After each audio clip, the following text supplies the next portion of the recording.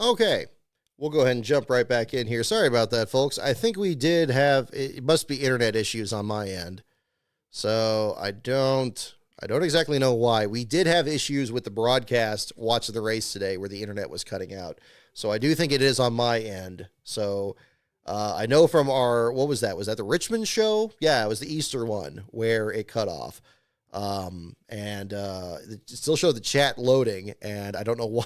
I don't know why it just let me keep going, because it looked like it was working, and it said, "Oh, the chat's reconnected, so you can keep going." I'm like, okay, I kept going, and then I didn't know that I was just talking to nothing. So, yeah, I do apologize for that, folks. We'll get into this part here.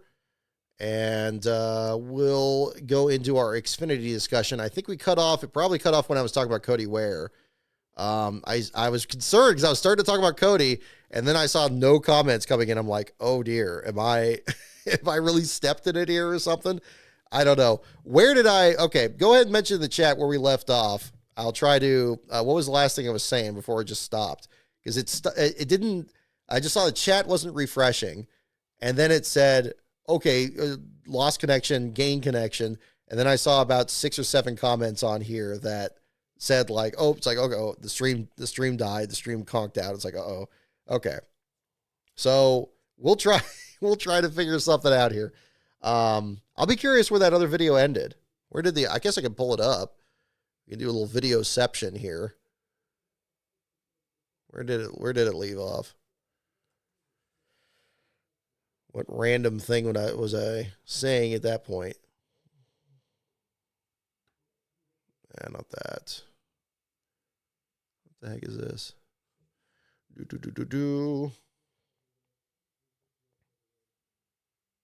Yeah, it happened last time you were in here too. Yeah, well, I got it. We had 120 people in there, and of course that's when it conks out. So go figure. But it is what it is. We will make do, and we will finish our discussion on here. In the meantime, I hope you guys like does the screen look good for you here? I upgraded our camera this week, and this is a 4K camera here. I didn't like the way it looked before. I thought it was just a lighting issue, but it just made me look really pale or like ruddy. Like it didn't look great there. And I usually don't mind that too much, but this one here is like a tighter zoom, and it seems to work with my light a little better. So I hope that it'll actually sound a little bit better.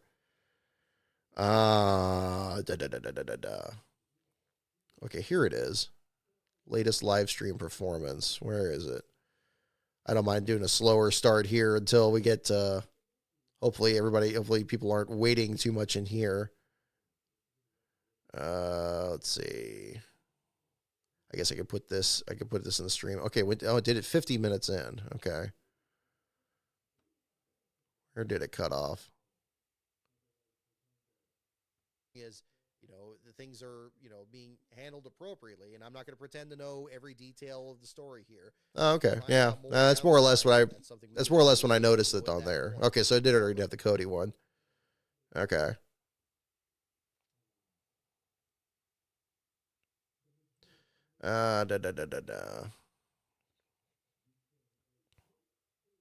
Okay. So yeah, that's still good. Standard pitfall of HD video setup. Yeah, probably. Well, I was hoping it wouldn't be as much of an issue because you got the other screen here working in the meantime. But, okay. Well, enough of that. We'll go ahead and get into more on here. Is there anything else I wanted to, I think I just finished talking about Cody, and then I was kind of going into this. Screen looks great. Okay, good. I'm glad that looks good at least. I like how it looks too. It was concerning me because I was like, wow, I look really sunburnt on like these last shots. And I wanted to make sure it was, tighter to the shot here. And I do have something for show and tell, and I want to see how that shows on camera here too. So we'll kind of do something on that.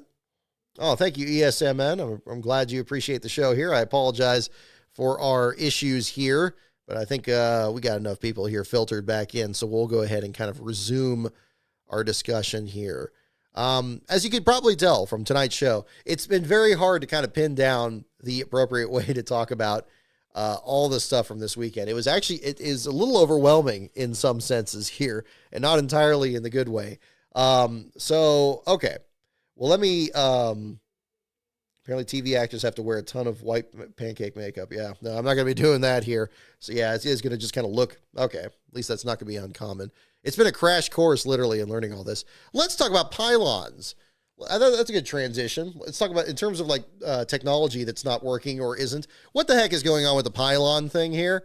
So, okay, so for the uninitiated here, the scoring pylon is, it doesn't go necessarily to the very beginning of motorsports history, but at a lot of tracks, it's a very big fixture. In Indianapolis, for example, you have that famous scoring pylon there on the front straightaway, with the 33 starting spots for the Indy 500, and has those extra couple spaces down there. I remember thinking of the pylon at Fontana, that had the full 43 car field. I mean, they're impressive structures. And I would say also very important structures too. I mean, your eyes gravitate right to it. It doesn't block your field of vision very well. It's a very efficient way of showing what the running order is, just top to bottom, and also you get information on how many laps to go there are. Now, obviously, on the screens these days, they now have that little tracker on there. And for those of you, haven't been to the track in a while or haven't seen it in a while, it's pretty effective. NASCAR stream on there, which usually is shown in other places like in the media center and so forth. You'll have the broadcast stream with the broadcast graphics. Then you'll have the live track stream with the video, and it'll have like these very large, I don't know what the font is, but it's usually very clear, and you can see what order the cars are running in. But it's a very slow-moving taskbar, and it's limited to the design or the size of the screen. Even the big Haas screen at Texas was like this, and that's like basically the first of the really large TV screens you see at the racetracks there. That is a way that you can see what the running order is, and usually in most tracks, they're visible from most positions out there. I never thought once that that was a redundancy that made the scoring towers, these pylons, redundant. I've never really felt that way. I think that at Texas in particular, I mean, one thing I also liked about that was it provided about the only shade you had on pit road out there. Back in 2021, when it was just scaldingly hot out there, that was definitely a big part of it. Now, these pylons have to be maintained. Ours, in fact, at the Sonoma Raceway was just upgraded, I think around COVID. They upgraded it with the LED screens, so we kind of stepped away from having, the red numbers on there, like you think of like Charlotte or Daytona. They kind of transitioned to that, which is fine. Even Indianapolis's is too. And, a lot of times it can, gives you a lot more options in other graphics you can show and everything. But in these last couple of weeks, we've now had this situation here where it sounds like they're being phased out, and it's two suspiciously similar situations here. And I don't want to get all tinfoil hat here, but it's very bizarre. We had Texas last week, and I know I, for one, did not hear anything about scoring pylons being taken down or anything, but all of a sudden these pictures start circulating. It's like, this is where it was on the entrance of pit road, and it's not there. And then the report comes out. It's like, well, it was getting beat up in the weather. It was falling apart. We had to just get rid of it, and it's like, well, okay. I mean, you couldn't just fix it up like we did that at ours. I know here at Series Point, I mean, they were very passionate about building it and making it even better than it was. Same thing in Indianapolis. I mean, obviously it's a very exposed structure.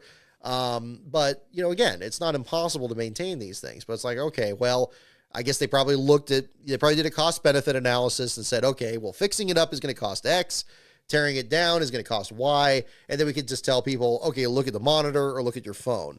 Now, I agree with Denny Hamlin. I don't want to go to the racetrack just to look at my phone. Why not? Why even leave the house if I'm going to be doing that? I could just do that from home.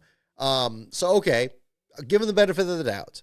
Okay, so we go to Talladega this week, and hey, their scoring pylon's gone. And just like the Texas one, no real big news about it, not a big discussion about it, didn't see anything on social media about it, and we get the exact same excuse. Oh, well, yeah, it was kind of old, it was kind of falling apart, and, we just took it down. It's like, well, wait a minute. So am I supposed to believe that an SMI track, an ISC track, I'm supposed to believe, okay, you have two completely different tracks in two different regions, owned by two different companies, and they have the exact same problem. So I'm supposed to either believe that both SMI and ISC are not maintaining their scoring pylons and just letting them fall apart, and that they're in the process of just taking them down, Or I'm supposed to believe that we're being misled about this and they're taking them down for whatever the reason is, whether it's using NASCAR's app, using the big screens, or whatever. But just like with a lot of these things here, this was something that was just never put forward. It was never like, oh, was there ever a survey that went out that said, oh, do you watch the race? When you watch a race, do you watch the scoring pylon, or do you watch your phone, or do you watch the TV screen? I mean, did they do something like that? Where is this coming in? It's the fact that this is even a question that is so frustrating about this. Why was this done so unilaterally? Why was it not an option to fix up or upgrade these scoring pylons? Why did they just have to be taken down? Why was it not made more public that they were doing it? And if there is an incentive for it, why are they not being so upfront about it? And that's frustrating and that's disappointing. I think the scoring pylon is a big part. I'm very big. You can tell that I'm very big into the aesthetics of the sport. And I get that some things just, they run their course, and some things just are not going to be around anymore. And it may be because of a cultural shift in the country. It may be because the car culture is just very different. It may be this or that. It could be anything. The sport itself has gone through a number of changes, as well as how people experience the sport. I think that's very fair to say. Whether you're now watching it on a computer, you think back to the 500 Days episode posted last week, and Darrell Waltrip predicting the fact that, somebody could like wear a helmet in the grandstands and like see, what the driver sees and things like that. It's not too far off from what we have now with NASCAR Drive and so forth. But I don't get why scoring pylons are the thing that's unnecessary now. I don't get that that's something that people aren't consulting anymore.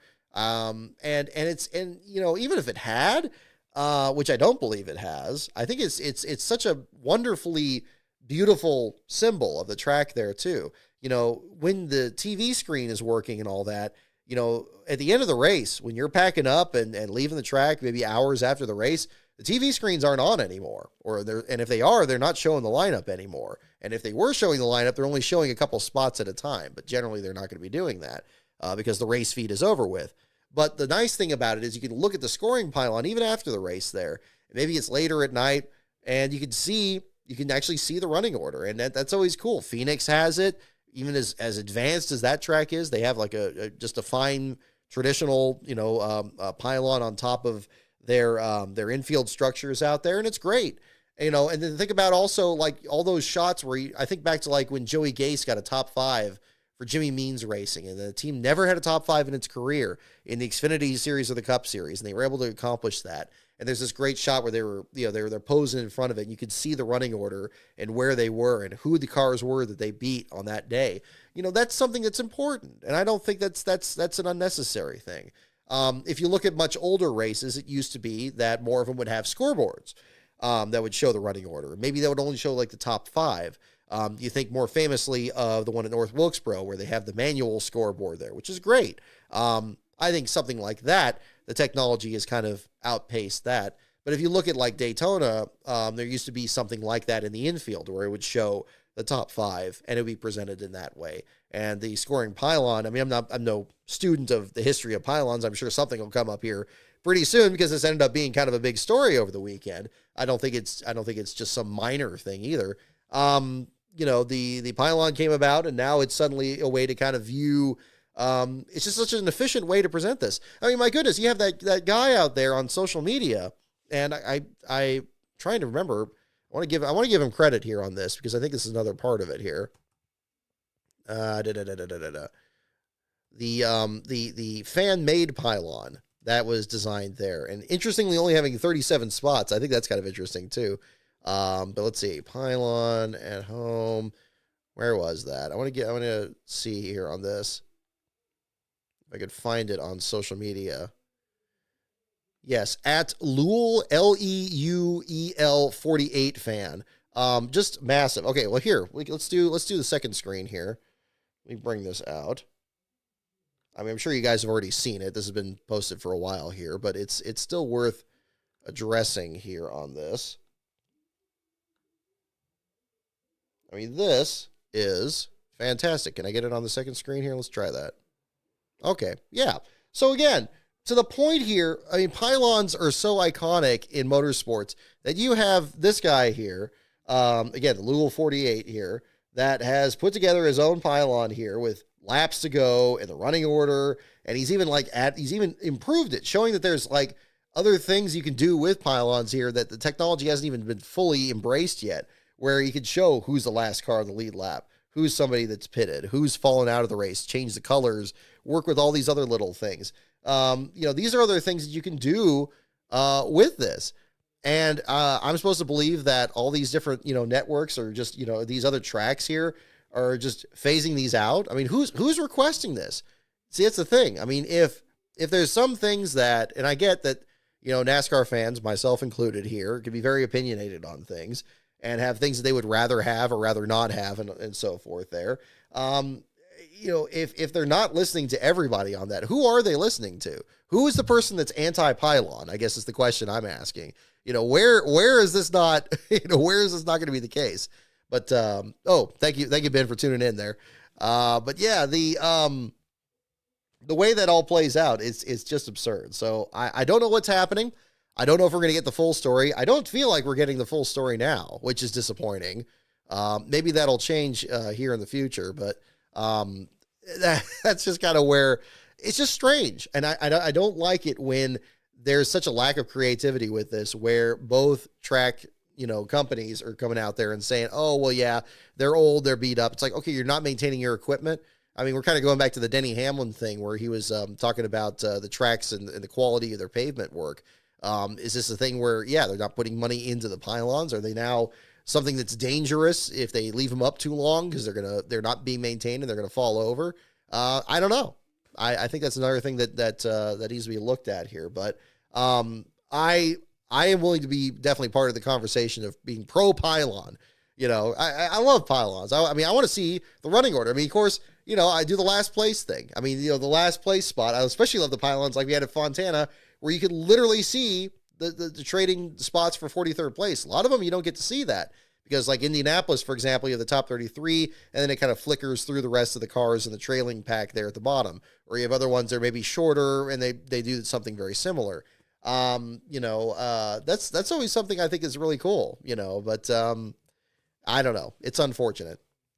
I mean, I remember doing pylons in my starting grid videos. I would use a starting grid and I have a pylon graphic in the middle of it there. I mean, it's one of those things, and maybe it's one of those things you don't really realize you had until it's gone. But it's something else to definitely mention there too.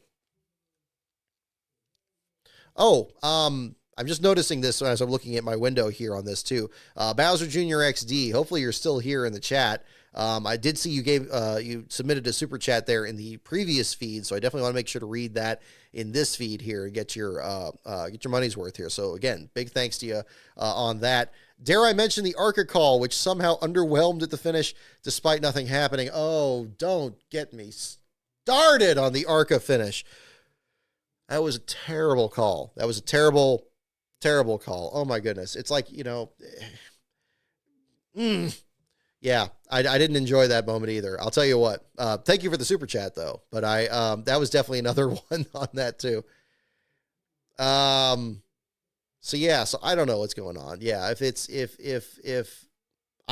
unfortunate to see that scoring pylons are now being viewed as something extraneous. I mean, if you're going to be cutting costs, if it's a cost saving measure, why does it have to start with that? Why, I don't know. It's, I get not every track has lights. So you got some things that are not necessarily a given, but come on, pylons.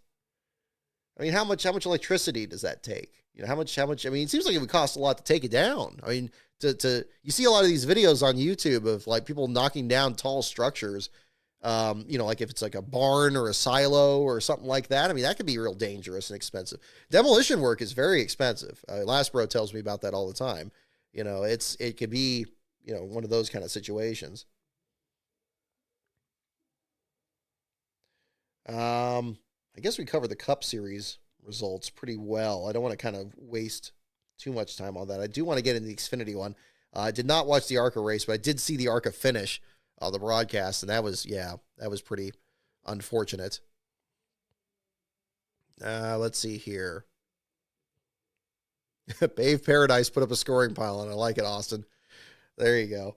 But yeah, I mean, let's see. Well, let's see. I have the double screen up. Let me go ahead and pull that up. Where's the ARCA finish?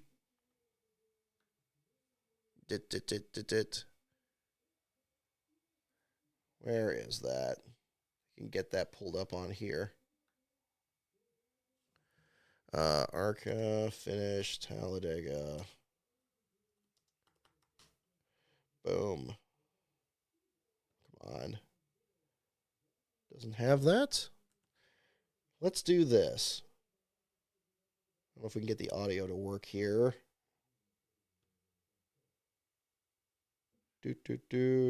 Always.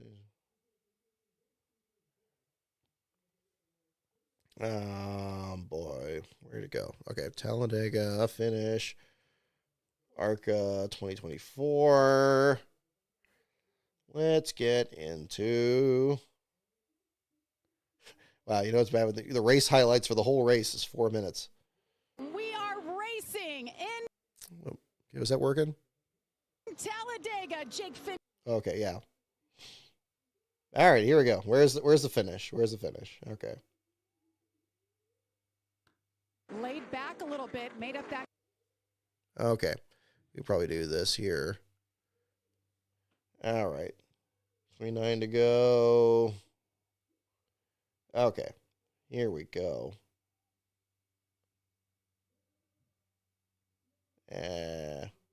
Jumps ahead here. Oh, hang on.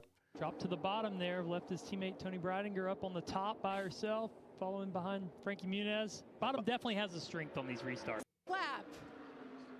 Well, if he's able to pull this off, this is the most uneventful race he'll ever have and go to victory lane in. Final lap. Can Jake Finch hang on for the win for his first ARCA Menards National Christian Rose Series pulls out win? a line. Tanner Gray fills the hole. He doesn't go with him here. Christian Rose, he went patient. for it. He's going for it. And Trevor Bayne doing a little better job here, but Chris Wright trying to block there in the second spot. Doesn't work. He slips back. Gives up that third spot. Yep, Gus Dean stays to the inside, puts Christian Rose back. like too many people in the booth for this. They probably could have done two people for this. 2 spots. Watch that mirror, Jake. Just watch that mirror. Keep that 15 car behind you. Oh, the 55 does not go with Tanner Gray. Meanwhile, Jake Finch, he told us he doesn't use his mirrors a whole lot. Listens to that spotter. The move comes. Remember, the start-finish line is deep into the racetrack, not at the normal spot. He gets it done. Wow. Deep into what? What is deep into the racetrack? What are you talking about? Oh my goodness.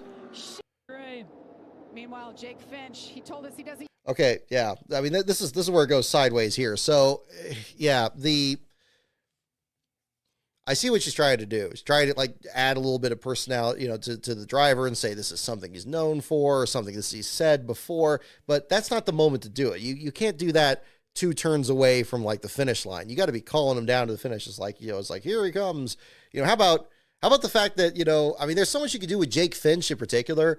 The fact that his father is James Finch, a former team owner. You got the Phoenix Racing Eagle on the hood of the car here. You got a lot that you can kind of work with.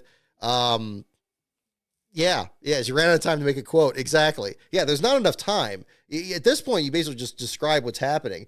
It's like, you know, you could say something about the second place guy here, Chris Wright, see if he's able to get around him, you know, or you could talk about the fact that Jake Finch had dominated Daytona, then he got in a wreck, and then he wasn't able to celebrate the win there. But this is another track that maybe the team's got a lot of history.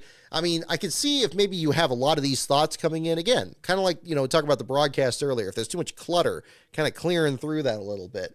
But you got to pick something. But just doing some little, you know, it's not the right time to do a story because, you know, you're almost like reading a limerick off here coming to the finish line. Here's a whole lot. Listens to that spotter. The move comes. Remember, the start-finish line is deep. Remember, the start-finish line is what? I mean, now she wants to do the thing about, oh, the start-finish line's not in the middle of the tri-oval, it's at the exit, which itself comes up too often in Talladega broadcast. Definitely, you know, you could bring that up in turn 4 if you're going to bring it up at all. It's like, say, like, oh, you know, the race is just beginning.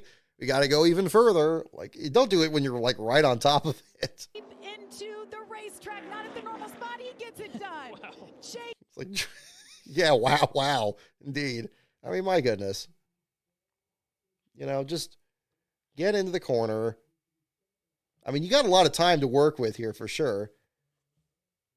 But you could do like, Jake Finch using lessons learned from his father comes down and wins at Talladega. I mean, just, it doesn't have to be something very complicated. Like, I mean, but see, I barely had enough time to say that from there. It could be just, I don't know. That's disappointing. That's disappointing. I mean, and I get it. It wasn't a very competitive ARCA race. It didn't have any incidents in here. It had, 5 cars in the lead draft by itself. But you can't let the audience know that. And you gotta, and you definitely have plenty enough time to think about what's happening. If the same guy is leading all day, you probably have a whole notebook full of things to talk about for Jake Finch, and you got time to think about what's happening there. So it's too bad. It's unfortunate, but I don't know. It's, it's just kind of, yeah, exactly. Not everybody can be great at commentating. And again, what I said wasn't the best part there either. But, you just simpler is better. I'm such a big advocate of doing the basics really, really well. And even if it's something that's similar to another call that's really good, it could just be, I'll give Jamie a little credit because she's a great pit reporter. She knows her stuff. It's just for whatever reason in the booth. And I don't know if it's just the direction she's given or anything like that. That's just bad. I mean, there's nothing, if you're an editor and like you're putting this video up here, you just have to show it for what it is. But if you're like trying to make like a hype reel out of this race, you're going to have such a hard time working with that because you're going to have to basically use, I mean, what I would do is I'd take audio from maybe a different point in the race there and make it sound like that was the finish or something like maybe, it wouldn't be a pass for the lead, but maybe something like that, or maybe a really good pit stop or something. I don't know, but yeah. That's different, a different aspect of it there too. And we talked about the last lap crash and LaJoie on his roof. I guess we haven't gone into the crash really so much. We did this show a little bit backwards in the first part there. But we can get into that too. Do you want to do like a little bit of I don't mind showing the stuff on here. These videos don't, if there's an issue with playing footage on here, but we can go into that more. We could definitely talk about that if you like. Keselowski as well. Here comes Gregson. Energy's on the bottom. I'm kind of curious what the broadcast call was too, because I was pulling for Kez to win, so I don't even remember. Does he have a chance to win this race? Off turn 4 for the final time. Comes a run by Brad. There he goes to make his move. He's going to switch back over. Oh, the block, and around goes the 34.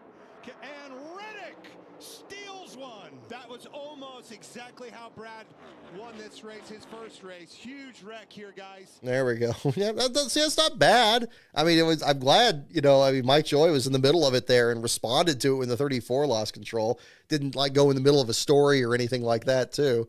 So yeah, I don't know. But yeah, that'll be a different part to look at. But I don't know. I mean, decent call of the finish there. I can't be too critical of that. But yeah, big mess. I mean, my goodness. Did they show? I mean, they kind of hid, some of the wrecks here from this. Let's kind of look. There we go. You can make it larger. Turned him around. Boy, I mean, just Reddick just barely getting through. And then, oh goodness, got the 2 Trackhouse guys getting hooked together here also, getting right behind him.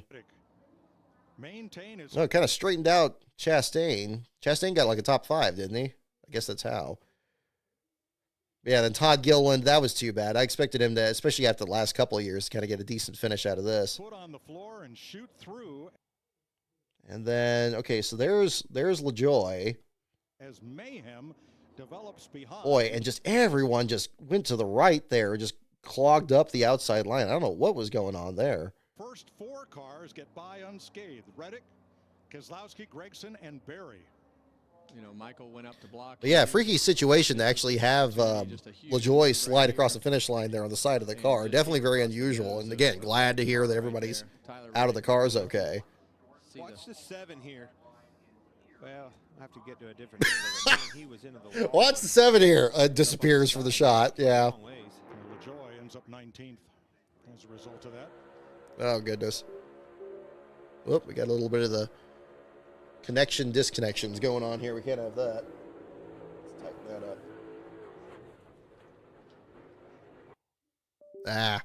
But there you go. But no, definitely a messy situation for sure. Hang on, let me bring this over. Dude. So, yeah, didn't get airborne. He just did an IndyCar wreck there. See, Mark. Yeah, no, I mean, that's definitely one way to certainly show it there. But, yeah, definitely a freaky situation there at the end. I mean, I think that it seems like the more typical one would be almost kind of like what we had in the Xfinity race. I haven't forgot about the Xfinity race. We'll talk about that there too, where just everybody is like trying to sweep up to where the leader is and try to pinch him in the wall. And you get one guy that's spun out. I think Almirola had that happen before there too. There was that other time where I guess John Hunter Nemechek was right up there with Ryan Blaney and got pinched out. That seems to be the case. But then again, yeah, if it happens further up the track there and somebody's bumper just doesn't line up right, it could get real big real quick. Yeah. Band blocking. Nah, I wouldn't say band blocking. Nah, I'm not putting that out there. Because I mean, at the same time, I mean, you got all these, you got the finish line coming right up really quick there, and you never know how many times you're going to be that competitive. So no, I wouldn't be against that at all. I want to get into the Xfinity Series race because this one had quite a bit more storylines and quite a bit more that was going on. And I want to jump here. I unplugged the monitor because it was starting to do that unplug and replug sound, so I don't want to have that be distracting here. Let's see, we try to commentate a race. Hey, I'd love to. I mean, we could do some of the finish there too. Boop, boop, boop. This dang monitor would actually agree with me on this too. Yeah, one of these days. I mean, it would be kind of one of those, things. I should pull up like, footage from something just at random. Maybe something where just, don't know what's happening or something, but it was really enjoyable. It felt almost like it would be, kind of a,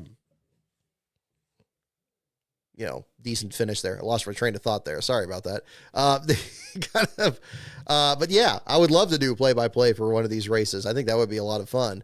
But, who knows? I need to do something like that. I just think about what would be the best way to approach that. I mean, again, something like this, I thought really, Mike Joy and Clint Boyer's call on this one was actually kind of okay. I like that he shifted gears when you actually had the big pile up happening. But I can't really improve on that too much there. I guess we could look at the Xfinity Series finish. That would be another one because I do want to talk about that. Talladega. I'm going to try to plug the screen in again. Hopefully it doesn't keep doing that disconnection sound. I just changed these cables, so it shouldn't be doing that. We'll see if we can get that to work. Doot. Alrighty.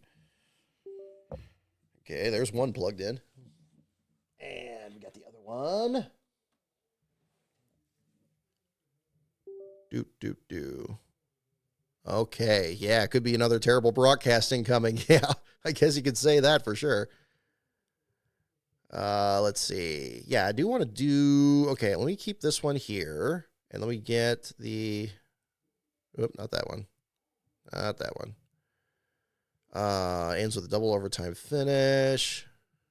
Double overtime. This overtime finish, I mean, I'll say right off here to kind of transition into our Xfinity Series part of it. I loved the fact that we had so many small teams that were up there actually competing for a win in the Xfinity Series race. I mean, so many unusual teams.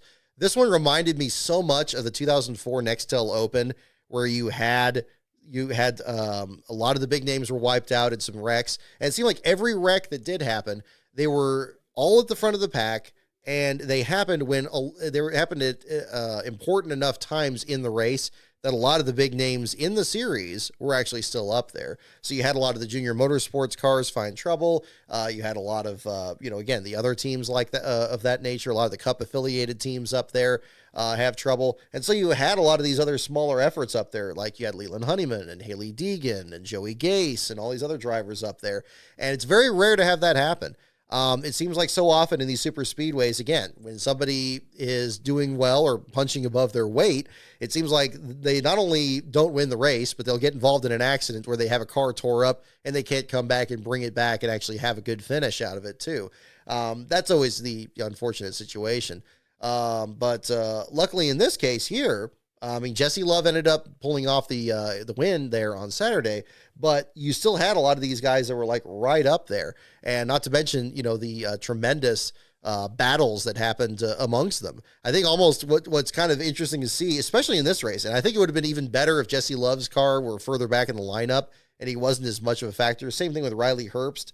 But if you just had this whole group, how would they sort themselves out? Because they're not used to settling a win amongst themselves. And we did see a bit of that behind Jesse Love, and I think that did contribute to what the reason the race played out the way it did. But it was still cool to see. And, you know, you never can tell when that's going to happen. And that's why a lot of these drivers run. I know there's been a lot of discussion about what these drivers for small teams are actually fighting for, why they even do it. Because, you know, one moment or another, you can have wrecks happen at the right time. You can have a race play out in just the right way, and you can find yourself back in there. And there are rules out there now that can actually help some of these teams get back in there, whether it's a wave around or a lucky dog, or maybe they just hit on a setup, or they get the right driver team combination out there, and they could be right up there and being a factor. So I think that would be a different way to do. But yeah, but it is too aggressive, you know, in that case too. And it's unfortunate how unorganized it was. I think for the Xfinity Series race, there was a lot of disappointment, and I think well-founded, that a lot of these teams weren't necessarily able to work together or didn't quite do it in such a way that, yeah, one of the big teams still did pull off the victory. Still, it's a good moment for Jesse Love and being able to pull off his first series win. First-time winner is still something that's worth mentioning for sure. But I think it would have been an even more tremendous moment. Just looking at some of these other names up there. You had all three of the Alpha Prime entries. You had Matt DiBenedetto there for RSS. You had Haley Deegan. You had just this entire group up there. And all of them with their cars pretty much in one piece. And a lot of them with sponsors that came together very late in the week, which was really tremendous too. So I think that was another part. Let's go into this, and I kind of we can kind of do, maybe just for fun here, we'll do the overtime finish here. Let's see. Oh, okay. Nope. Is it still here? It should be on the screen. Come on. Eric Jones going to a local hospital. Oh, goodness. Let's get... Talladega. Okay, hang on.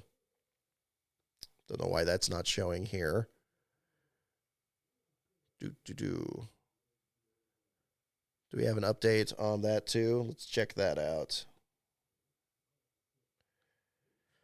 Yeah, he didn't look too comfortable. I know there was discussions about if Eric Jones had back problems after it.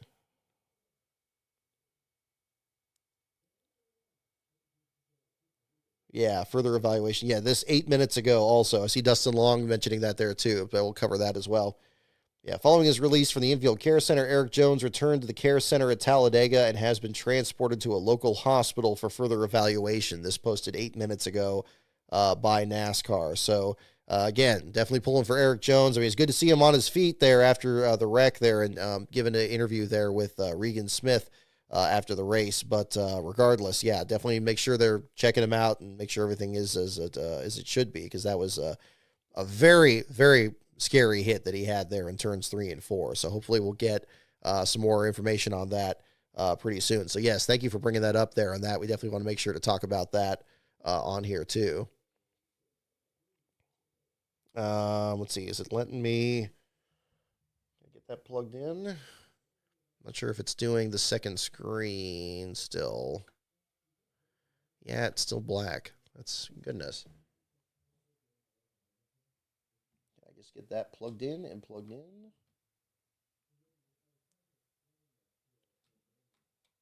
And yeah, it might not be working. Yeah, this will probably be something we'll try further down the way there too. Nope. Nope, that's the other stream layer. Huh. Okay. Yeah. Well, maybe hold off on that. We'll do some play-by-play on here too. Maybe we'll do something standalone for maybe another stream. I don't know why that's not working on here. Goodness.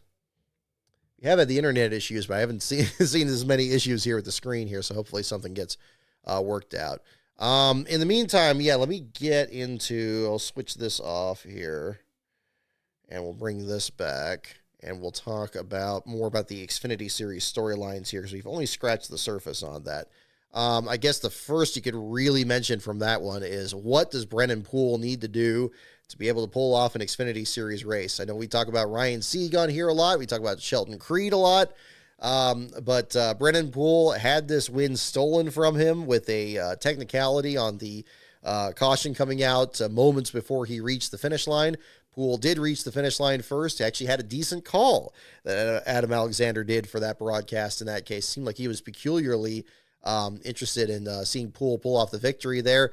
Tommy Joe Martin's on the edge of his seat there for sure, describing being able to pull off the win there. Came very close to doing it. Got right alongside Jesse Love. Seemed like he had drafting help from Anthony Alfredo. I know there's some people splitting hairs about, Alfredo probably would have spun him out if he ran into the back of him there.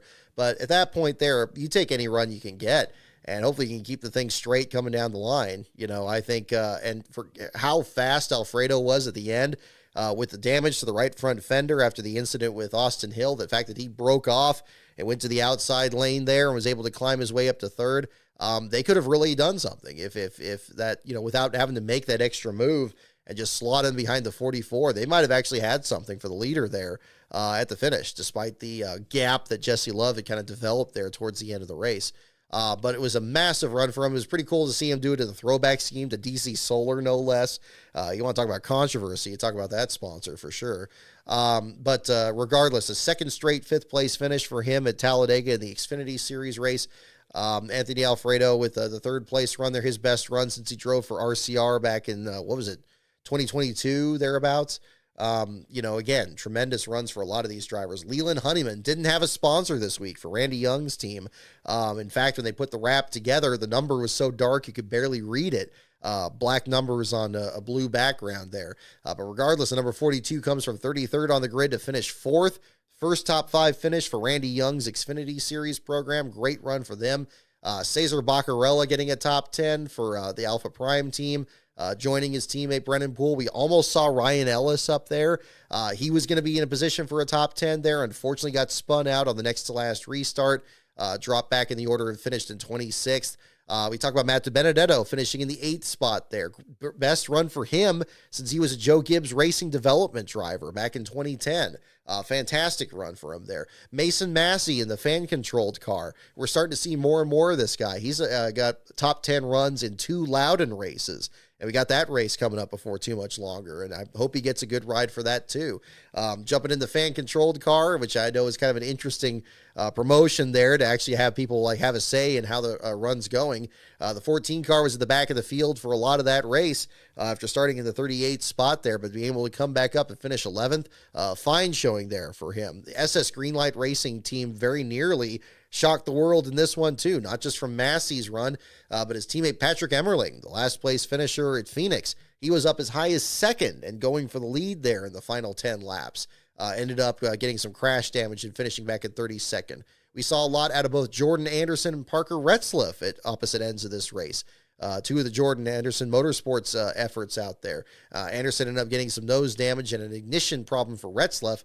Retzlaff was very close to getting collected by Sam Mayer on the apron in turns 1 and 2, but managed to escape that, was still in the top 10 at the end. Mechanical issues there dropping him out of the race. Joey Gase all the way up to second place coming off the final corner, gets hooked in traffic and rips the splitter off the nose of his car there. It would have been a tremendous effort there if he could pull off the victory, even the second place run. To one-up that top 5 he had for Jimmy Means Racing those many years ago. That's definitely a team that needed to have a good run, and while he did still finish in the 18th spot there, they definitely had a chance at something even more there at the finish. Looking at Jeb Burton, the one surviving Jordan Anderson effort, getting a 9th place finish there. Hard to really think of as an underdog given how good he's been at this track in particular here the last couple of years. Haley Deegan was looking to have a top 10 finish, was up there in the first couple of rows, but just didn't get any drafting help at the end and dropped back. So it's unfortunate that she ends up dropping back to the 12th place finish there, just ahead of Kyle Sieg. But regardless, again, I think it's probably one of the best runs that Haley's had this year. It's been really a struggle there for a team that really was running quite well with Brett Moffitt last year. We just haven't seen that out of that program this year. Hopefully this will be something that'll turn things around there too. Ryan Sieg, another heartbreak for him, led so many laps of this race, was up at near the front. It seemed like the entire day. But then that flat tire, just one little mistake, bounced off the outside wall, cut a tire down. And in a race like this, it had such low attrition for most of it, just like the race today. That was enough to just pretty much completely take him out of contention. Got his lap back ultimately, did finish in the 17th spot, but that was not a 17th place car that he was driving there. He had an absolute bullet out there. It just didn't quite work out for him. So a heartbreaker for him there at the same time. Looking at other drivers that end up further back, we saw David Starr with a Hendrick engine in Carl Long's car. He was up as high as 12th at one point there, got involved in an accident, dropped him back.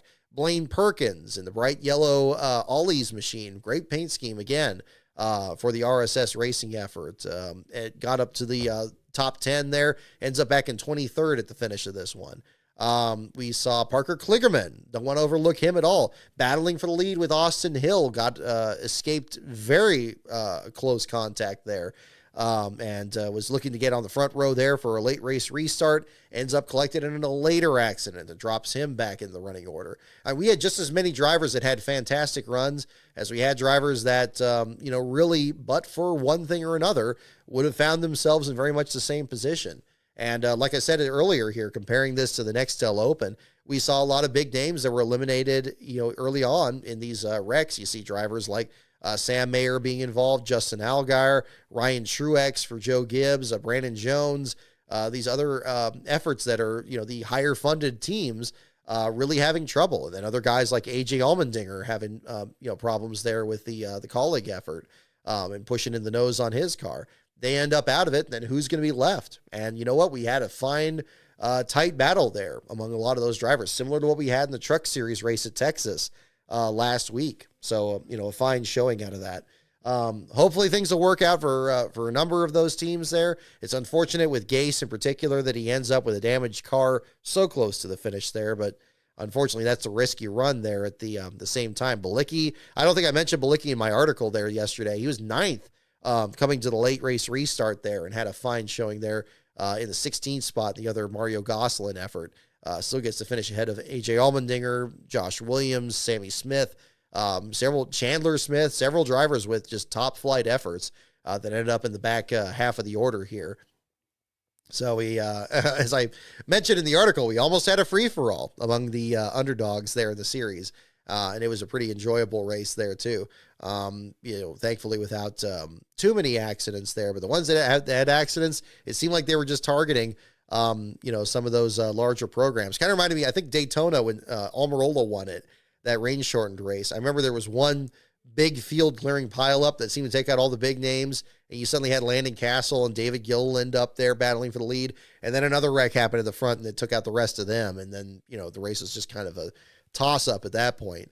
But this is almost like a race like if that second wreck didn't happen, which I thought was pretty enjoyable there. So I apologize not having the live updates there for that race. Had some other errands to run there during that, but definitely enjoyed following up on that later. Congratulations to Jesse Love. He earned it. He got up there and he made sure that he had the best run that he could there for Richard Childress.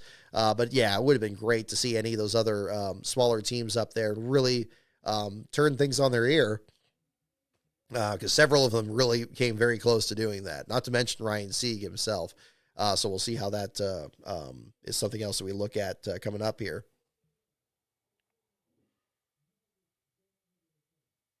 Yeah, and talk about the fuel mileage. Yeah, my goodness.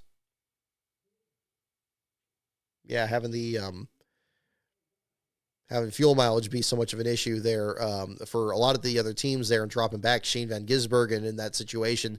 Dropping him back there, and then somehow Jesse Love made it work, and he had the right strategy, and he passed inspection. So all I can say is that I guess it was enough there that they were able to make it on the next round there. But a fine deal there for him too. Yeah, Honeyman's been very impressive. Yeah, seeing your comment there, Andrew. Absolutely.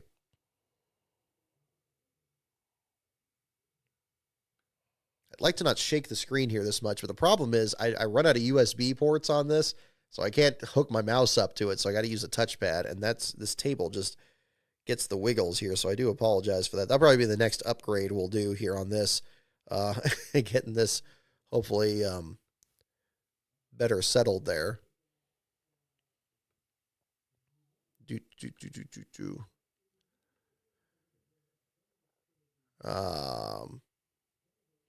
Yeah, there we go. All righty.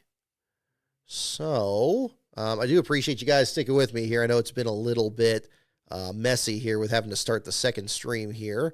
But that's more or less what I had to say on the Xfinity race. I mean, the last place battle was more open and shut there. Haley Deegan was actually in last place for most of those opening laps, it seemed. And then Allgaier had that accident off the nose of Riley Herbst. Savage hit. Much like what we're looking at with the exits of the track there, where the emergency equipment comes back onto the speedway. Definitely a hair-raising situation there for him. I'm glad he got out of the car okay. Glad he wasn't struck by anybody else. Pretty much the whole field made it by the time he came back on the track there. But could have been an even more serious accident the way it played out. I don't know if there's a way they can make that angle much more gradual, because I get it. You have to have an opening there for the cars to come back out. And if you just have it flat, then you have the risk that, crossover gate, you can have a Bristol situation. Maybe something's not fixed properly and, car runs into it. Or you're also impeding the progress of emergency equipment getting out onto the track. They need to be able to just get in the car and just go. So you're going to have an opening of some kind, but maybe reevaluate the angle with which the wall goes out. I don't know if that was just like the shallowest angle they could have done, and it just looked like it came out a little bit further. But whatever it was, I mean, Allgaier just hit it a ton at just like the worst possible angle there, and it really did a lot of damage. I'm glad to hear he's okay, because that could have been just a really massive situation there too. But glad he came out of that okay. Allgaier last place finisher. Jeffrey Earnhardt out with the blown engine, and then crashes filled the bottom five with Sam Mayer, Jeremy Clements, and Ryan Truex completing that group. But very much enjoyed actually writing that article, because I got to talk about, a lot of the positives for a lot of these drivers, not just the ones that had great finishes, but the ones that very nearly did so. I felt like a lot of people had chances to actually be featured a lot more. And again, I'm not a big Adam Alexander fan, and the production definitely has its issues. It was nice to be able to follow it, even watching it a little bit tape delayed there, to be able to see what was happening. I just would have liked it if that was treated as big of a moment as it was, rather than just, race X of this season and the same deal there. So, we have our inspections complete. Okay. Looks like we're done there too. That's good. I guess we can jump into that too. Sorry about that. Silent Spades, thank you for jumping on that. We can check this too. Yes. Tech complete. This 8 minutes ago from Bob Pogress's page. Tech complete, no issues. Tyler Reddick is the winner. Bowman Buscher cars taken for wind tunnel testing. Eric Jones's car has been taken to R&D to be evaluated on how it handled the hard crash. That's a good idea. I hope we hear something about that. I think that hopefully we get some more information there, and whether it's going to be a technical bulletin to make it a change to the cars, or saying it handled it well, or especially if it didn't handle it well. Excuse me. So hopefully we'll find out on that end too. Alrighty. But yes, so with tech inspection complete, then we do have Christopher Bell being your last place finisher. The first last place run for the number 20 at Talladega. The first for Bell since the championship race at Phoenix last year, 10 races ago, when he did crash out of the championship 4 with a brake issue. So that will be the story later tonight when we get that article up. I do have something, like I said, I still have show and tell. We'll do some trivia questions here if you guys are still like to stick around here a little bit. I will also talk about the videos posted this week and some plans going forward. So if you're interested in that, that's going to be kind of the rest of the show here for tonight. If you guys have any other questions that you'd like me to kind of jump into as well, feel free to ask in the comment section here, or in the chat itself, and we'll jump into that there too. Alrighty. Okay, so first of all, I want to see how this kind of looks on camera here. So Blaine Perkins was one of the drivers I mentioned here from the last place battle here, or rather having a decent run. He was running, again, that bright yellow Ollie's car. Good to see him get back out here and not have the flip that he had last year with Our Motorsports. I showed one of this on social media, but I want to kind of bring this out. I kind of had this on display this weekend from all that. So I picked this up at last year's holiday sale here. the diecast of Blaine's number 23 for Our Motorsports and the Plan B sales car. I got the autographed version of that. I thought this was pretty cool. This was when he won stage at Talladega, when he had made, I think, very few starts. I think he was like 4th or 5th start that year. He made his debut at Phoenix, I believe, and came back out there and had a fine run. I thought it was very cool. Obviously, Circle B producing diecast, you knew they were going to actually make it. But I want to kind of see how this looked on the new camera here, and it looks like it's showing pretty well. So hopefully that'll be something that'll work really well for future show and tell segments here. But pretty nice detail on this here for sure. Yeah, I'm not seeing a good... They only had the one angle, Jude. I'm seeing your comment there about the Corey LaJoie flip. We just saw the one angle where, yeah, the car slid past the finish line. I can't believe that wasn't covered more either, but that would be another one to look at too. But yeah, so that was kind of another thing I wanted to kind of show from here, so you can kind of see the windshield there a little bit better. So yeah, kind of neat there. Interesting paint scheme too. I was very pleased they made it. I mean, obviously it helps when the diecast company's actually sponsoring the ride there. But given the fact that they didn't make Sam Mayer's Skull Classic throwback, they didn't make Ryan Sieg's CMR roofing car. Those were some ones that I really wish they were going to make, and they didn't unfortunately do that. But I'm glad they at least made that one, because that was a pretty cool moment too. And I think that was kind of neat there from that. We'll do some trivia questions here in a bit. Just make sure this thing's working here before we get into that. Alrighty, so we'll get that set up here in a bit. So I want to talk about the videos here first before I get into that. Big thanks to everyone that checked out 500 Days. I've been very impressed with the response here. People were very excited to see the story of the 2001 Food City 500 and Elliott Sadler's breakthrough first career Cup Series win. It was a really cool story to track. I was very anxious to kind of get that one out, and I really enjoyed putting that one together. So I hope that came across in the final product. I've been pleased. We're past 10,000 views mark on it, which is great.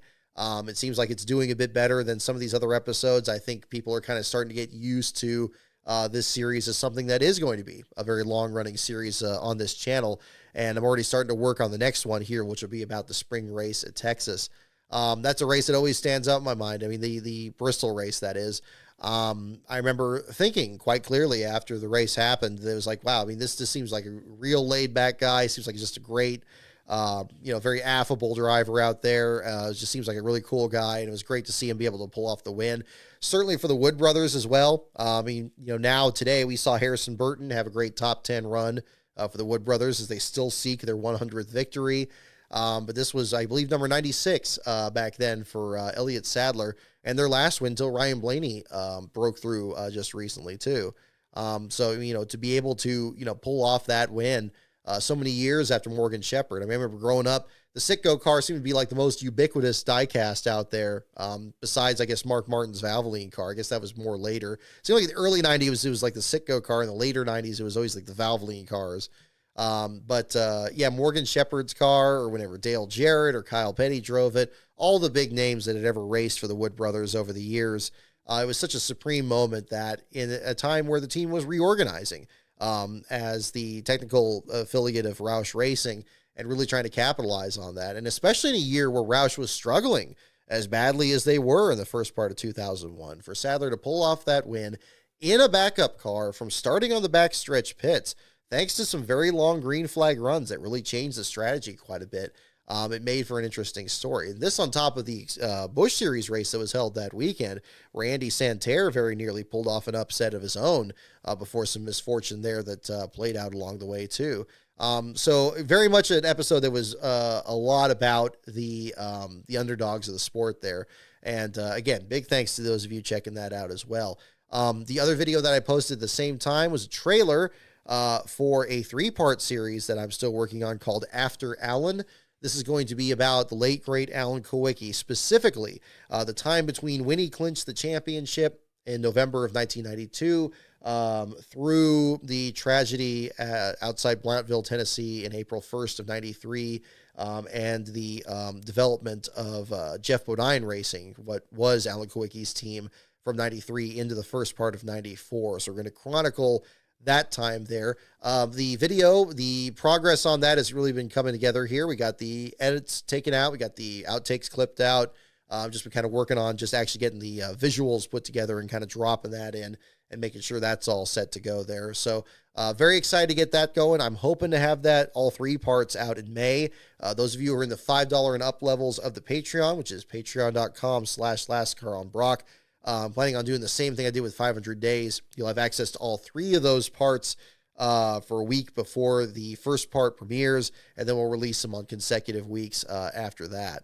Ideally, I would have had that done back in April. It's just taken longer to come together. I actually had been working on it over the winter, but I think this extra time will pay off. I think Brian Hallman provided some fantastic pictures for it. I also got some other research materials here that I've been collecting on this to kind of make it the very best that it could be. And I think the subject matter definitely demands it, and especially after last week with Chase Elliott breaking through and getting the first win for Hooters since 1992.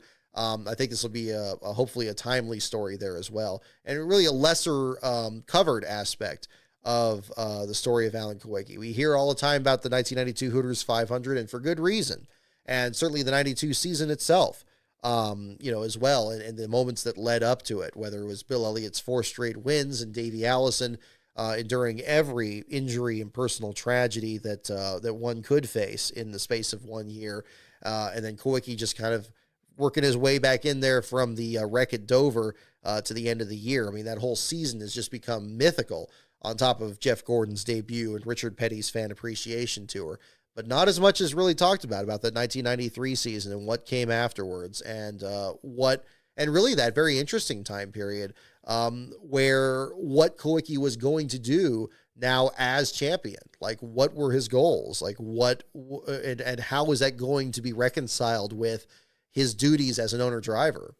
How much of the paradigm already changed by that 1993 season? So that is going to be much more the focus of this 3-part series here. And I think it's going to be something very interesting. I certainly hope it will be for you guys. I know Brian was very excited about it. We were talking about some stuff over this weekend to get that set up. And I think it's going to be an interesting video there coming up there too.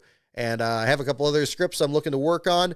Not to mention, we're getting ready to cover the NASCAR action at Kansas in a couple of weeks. So we'll be traveling out there, Last Bro and myself, and we'll be doing some trackside coverage for both the ARCA race, the Truck Series race, and the Cup Series race that weekend. So look forward to that as well. So a real exciting time right now, not to mention Sears Point coming up in June is going to be very big there too. So thank you again for everyone for checking out the videos on this channel here, and look forward to a lot more. That was really the big goal of this year, is to really try to beef up the upload schedule. And if you're interested in more of the progress that's being made on these videos, you can join my Patreon for as little as $1 at patreon.com/LastCarOnBrock. At that level, you get access to my status updates on videos, as well as any videos that I'm recording, the narrations for NASCAR Man Histories channel. $5 and up gets you advanced access to videos that I release on this channel, produced videos, that is. And then $10 and up, I have some other bonus content on there that's just for Patreon members, including videos and other bonus content there for you guys in there. And I'm looking to beef that up as well. So yeah, if you're ever interested in that, that's what's there too. So in the meantime, we'll do some trivia here. If you guys have any other questions or anything I've missed from this weekend, it feels like this was just chock full of storylines here. I want to express my condolences to the Labonte family. I didn't mention this on last week's show, and I want to definitely mention it here. The passing of their father, Bob Labonte. Understood that was definitely a keenly felt loss for sure, given how popular, in particular, the Labonte brothers and how important they've been in the sport. He certainly raised some fine young men for sure in the sport here. And also hearing reports about Blackie Wangerin, who is a longtime owner-driver in the sport. Understood there was a report that he passed away here. It was unverified last week on the show there. I'm now seeing additional reports on the days since then. Wangerin drove the number 39 car for many years into the early 1980s, made a few starts in the Daytona 500. One of his cars was just recently found in a barn find from 1991. And was polished up, fixed up, and restored here just recently. But again, hearing that he had passed away as well just recently, so sending condolences to both their families for sure. Going into our trivia section here, we'll do the late 90s deal here and do a few questions here. If you guys have any suggestions on which category you'd like, we'll start off this way. Categories again are NASCAR, pits, teams, tracks, drivers, and the wild card. Those are the categories. Once again, NASCAR, pits, teams, tracks, drivers, and the wild card. Those are the categories. So definitely make sure to mention which category you'd like, and we'll do a couple questions here. In the meantime, I'm going to take a sip of something here.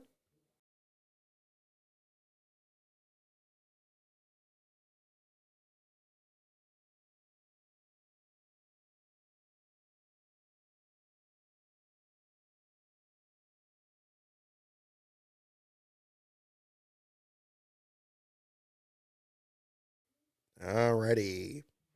Okay, we see we got a few for wild card already. One for pits, one for tracks. Goodness, I appreciate you guys staying with me here. I apologize. This has been kind of a weird show here tonight, but kind of a weird race, to be perfectly honest. I think I'm trying to not be too rigid with my format here and trying to kind of shake things up a little bit.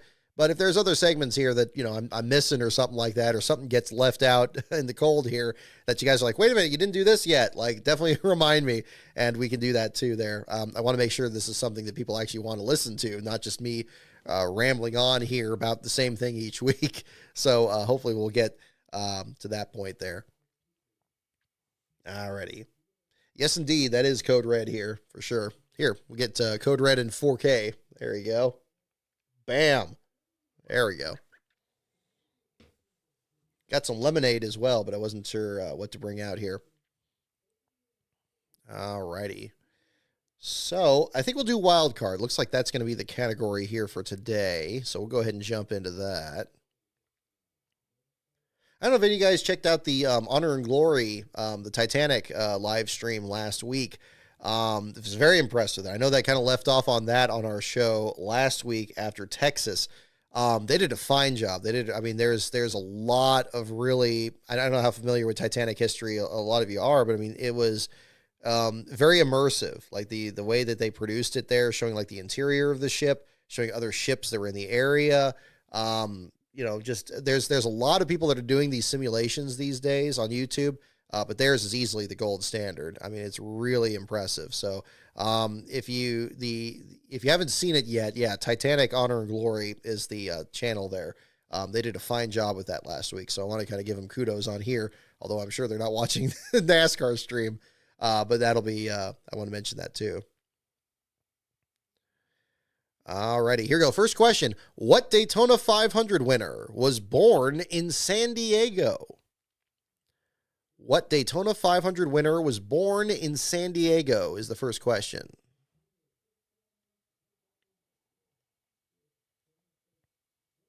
You still have that Trivial Pursuit game too, Dave? All right, right on. Oh, and great work on the archive there, by the way, Dave, there on YouTube. Just tremendous stuff. I watched that. I watched some of those old qualifying sessions that are like time machines. Like I could think back to. I remember watching that, 99 Spring Martinsville qualifying session, seeing Jerry Nadeau qualify well and logging on to the Penske Racing South Park site and then hearing about like Wayne Gretzky retiring. Like just all these moments that just kind of pop up a little bit. Crazy time back then. What Daytona 500 winner was born in San Diego is the first question. I guess this is for Jeff Gordon and Derek Cope and Pete Hamilton. Alrighty, what Daytona 500 winner was born in San Diego? The answer is indeed Derek Cope. Derek Cope. I better get that detail correct. Yes, Derek Cope indeed. By the way, those of you attending the Kansas race, I will be bringing copies of Cope with me. So if you haven't picked up a copy and you're going to be at the track there and you see me around, I'll try to keep them on hand there. So if you're interested in purchasing a copy of that, and I'll be, of course, happy to sign it there for you.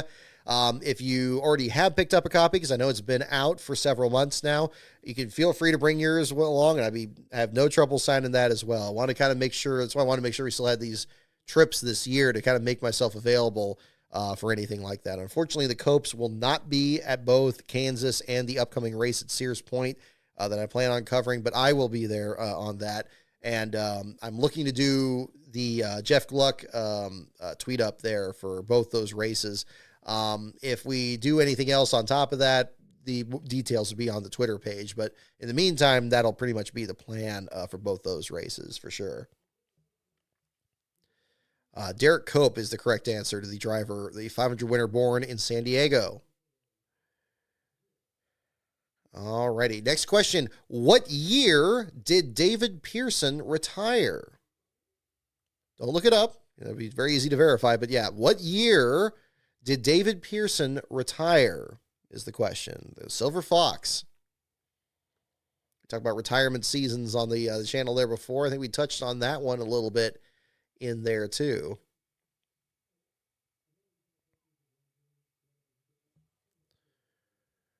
Alrighty. What year did David Pearson retire? So we're looking for a number. We got guesses for 1988, 85, 91, 86, 80. See, kind of a tricky one. A little bit of a tricky question for sure. Camera's blurry. Oh, no, it is. It is. What is going on there? Sorry about that, folks. Let's get back in the focal length here. Can we get this? Let's get this. There we go. Okay, sorry about that, folks. Hopefully that didn't give you guys any headaches back there. New technology here. Oh, you know what? It was probably when I held the car up, it probably screwed the focus up. Okay, I'll have to keep that in mind for my future. I'll have to recalibrate this every time I do my show and tell segment. That's probably what happened. Was it like that the whole time? Oh, it's probably like that when I held this up. That would probably do it too. So because it wasn't sure what to look at. Okay. Well, luckily that's easy to fix. I'm glad I don't have to click anything to fix that.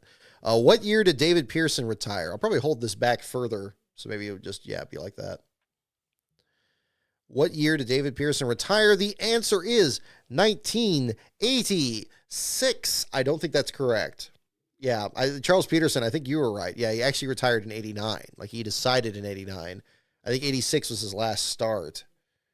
But I remember, he was going to come back and he was going to drive the Sitco car like the same year like Neil Bonnet drove. Like, I mean, there was just a log jam of talent back then. It was such a weird time. But I think those of you who guessed, if you guessed 86 or 89, I'll give it to you. But that would be the one there. Looks like a lot of you guessed that. It's Zachary Leffler. You're the first one to 86. And Glenn 7000, you're the first one to 1989. So there you go. All right, let's see.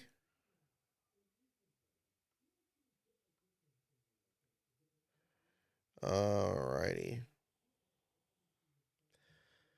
Here we go. Next question. What cautious driver was nicknamed the Turtle for bringing up the rear in races? Sounds like right up my alley. What cautious driver was nicknamed the Turtle for bringing up the rear in races?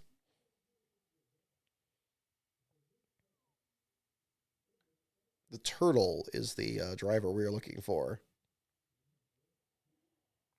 What does Allgaier need to do to win a race this year, Andrew? Yeah, kind of feels that way, doesn't it? That's kind of how, writing the article, I was just realizing it's like, oh my goodness, he had so many things just not quite work out for him. Could do a commentation on race replay with the audio silent, let us watch in a watch party. Big G, yeah. I mean, that's not a bad idea. I could do something like that. I mean, I don't know what's going on with this screen. It looks like it's working again, but it's not. I'm glad it's not doing the connection disconnection noise again. That was just absurd last month. Yeah, ready. Looks like a lot of you guys seeing Herman Beam. Got JD McDuffie, Herman Beam, James Beam. All right, me if I race NASCAR, yeah, that's a fair point. I'm not very fast on the go-karts either, I'll tell you that. What cautious driver was nicknamed the Turtle for bringing up the rear in races? And the answer is indeed Herman the Turtle Beam. Oh, I did the focus again. Okay, there's the focus. Okay, it was definitely this that was doing it. Let's bring that back in. Come on. There we go. Okay. Yeah, that's going to be a hard habit to break out of. Alrighty. Yeah, it's interesting. One of you mentioned JD McDuffie. Actually, it's very interesting. If you check out my book on that, JD was actually compared to Turtle Beam by a journalist, and it was one of the few things that really pissed him off. Like, he was like, "Don't you dare compare me to him." It's like, I'm out here to win. And that was interesting, and I think that really speaks to, that's one of the most intriguing moments to me with JD, is that, to really understand what he viewed, what his expectations were, what were his intentions. It's like, he wasn't a gentleman racer just looking to be out there just to enjoy being out there. It's like, he was really actively trying to improve that program. And I'm sure he knew that, there were limitations to the equipment, and that, the things were not quite the way he wanted it to be, especially the losing streak. And I'm sure he got tired of media people coming up to him and say, "Oh, it's been 300 starts, it's been 400 starts," and so forth. But I think at the same time, he always felt that there was going to be some new sponsor that he could land, or something else that was going to help his program out, and that was going to be the difference. And there was still space for independents. I mean, it may have been a shrinking amount of them, but he wasn't the only one out there at that time. He has led Dave Marcus and James Hilton and a few others out there that were still hanging in there. And I think he was at least in a comparable situation, maybe not quite as good as Dave Marcus was with his friendship with Dale Earnhardt, but doing decently. And it just didn't turn out that way, tragically. And again, I'm not jumping on you here, Matthew, there, for mentioning him, but I think it's very astute that you bring him up, actually, because that is something that, was very significant in his career, is that, that was something that many people were tempted to compare him to, but it shows just how different expectations can be among even backmarkers in, so-called backmarkers in stock car racing. They may have very different goals from one another, not to mention very different resources from one another. We'll just do like one or two more. It's been a long show here this evening, folks, but I definitely want to make sure to get these out here for you. Alrighty. Ooh, this is an interesting one. Who accidentally triggered his car's fire extinguisher in his last NASCAR race? Now look it up. Try to guess it here. Who accidentally triggered his car's fire extinguisher in his last NASCAR race? Yeah, I'll try to guess that one. We're looking for a driver name here on this one.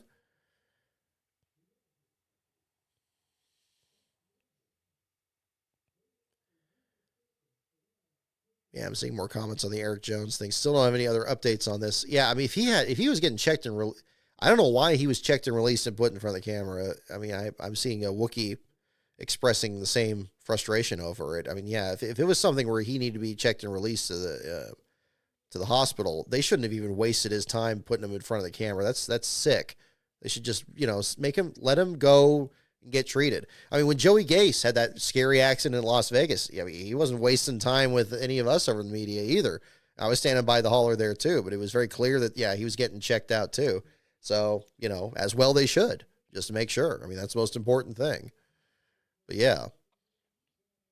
Who accidentally triggered his car's fire extinguisher in his last NASCAR race? We got some interesting guesses here. Get the fire extinguisher. Yeah, there you go. P. Paul, there you go. Richard Petty, David Pearson, Cale Yarborough, Mark Martin, Tyler Reddick. Well, I don't think it's been his last race yet. He's a little ahead of that. Bobby Allison, Eric Jones, or Carson Hocevar. I still say, I know it's Hocevar, but I always say Hocevar. We watched, Last Pro and I finished watching Boardwalk Empire recently. Very good show. I didn't watch it live back in 2011, but it was interesting, watching that here, I guess it's the New York accent or whatever, and just going to say Hocevar. It's like, yeah, no, that's not the way it's said. Who accidentally triggered his car's fire extinguisher in his last NASCAR race? Yeah, I can't give you a concrete answer either. I don't know either. I've guessed, but I don't think I wouldn't put money on it. Alrighty, here we go. This will be interesting. What's the answer? The answer is Ned Jarrett. Ned Jarrett. I didn't think the cars had onboard fire extinguishers by the time he retired. Whoop. Oh, good. It didn't get out of focus that time. I don't think it did. Ned Jarrett is the answer. Gentleman Ned.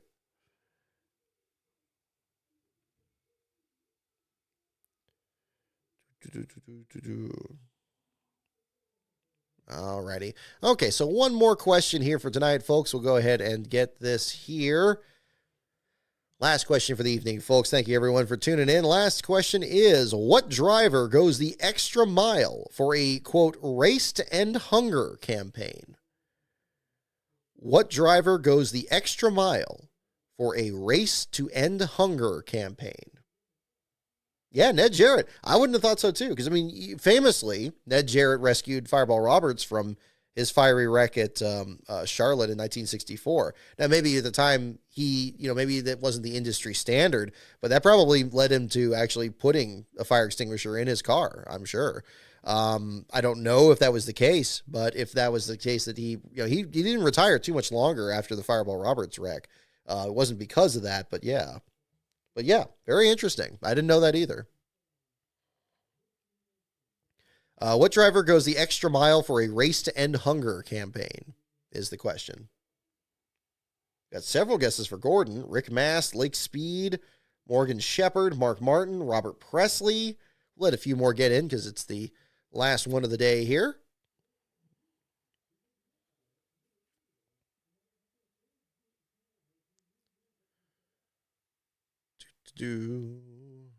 Alrighty. What driver goes the extra mile for a race to end hunger campaign is the question. Johnny Benson, ooh, and E. Oh, Shane Van Gisbergen. I'm trying not to add that E to it there. Yep. I slipped into that a little bit earlier in the broadcast today when I was talking with Lasbro. I was like, no, it's Shane Van Gisbergen. Just keep saying it over and over again. Get it ready. Alrighty. What driver goes the extra mile for a race to end hunger campaign? The answer is Kyle Petty. Kyle Petty. I don't think anyone guessed that. That was a good one. I wasn't going to guess that either. Those of you with the Jeff Gordon one, I was starting to believe you guys. I'm like, okay, that's probably it. Kyle Petty. Well, good for him. I always figured I always figured most of these drivers are pretty magnanimous. I mean, they'd be involved in charitable organizations or their own foundations and things of that nature. But back in the late 90s, yeah, it was Kyle Petty with the Race to End Hunger campaign. Yeah, it makes sense. Petty's good people. Salt of the earth people there for sure. So, yeah. Did have to bring my High Lane Zane Smith shirt out here for the race here on this one today. So, yeah. All righty. Well, tell you what, folks, that'll do it for the show here tonight. Thank you so much, everyone, for tuning in to our two-part live stream for tonight. Congratulations to Tyler Reddick for pulling off a tremendous win here at Talladega. A rather spectacular finish after a very unusual race, I think we can safely say. Also, congratulations to Jesse Love on scoring his first Xfinity win, and for Jake Finch for breaking through in ARCA there. Just touched on that a little bit earlier there. Great deal there for the Finch family, and having spoken with him over the Phoenix Racing video a couple of years ago. It's cool to see the next generation carry those colors there as well. Certainly hoping for the best for Eric Jones. Definitely stay tuned on social media and everything for some updates on that. Hopefully we'll hear some more on that later this evening. Again, latest report for Eric Jones that he was sent again to a local hospital for further evaluation after he was checked into the infield care center again following his post-race interview after his wreck earlier in the race today. So certainly extending our best to Eric Jones there as well. And we'll hopefully get some more information on that. In the meantime, the website is lastcar.info. The Twitter or X account is at lastcaronbrock. And the Patreon is patreon.com/lastcaronbrock. Our next show is going to be next Sunday after the races at the Monster Mile. We'll talk about the Xfinity Series and the Cup Series action at Dover. We'll do some trivia and so forth here. Hope to have some more updates on videos I'm working on by that point. And that will also be the last race before we do our first trackside coverage at Kansas the following week. And that will be very exciting as well. So we'll have some more updates for you guys here at the same time, and look forward to chatting with you guys again. So again, thank you so much for everyone for tuning in. Have a wonderful evening and a safe week, and I'll see you all next time.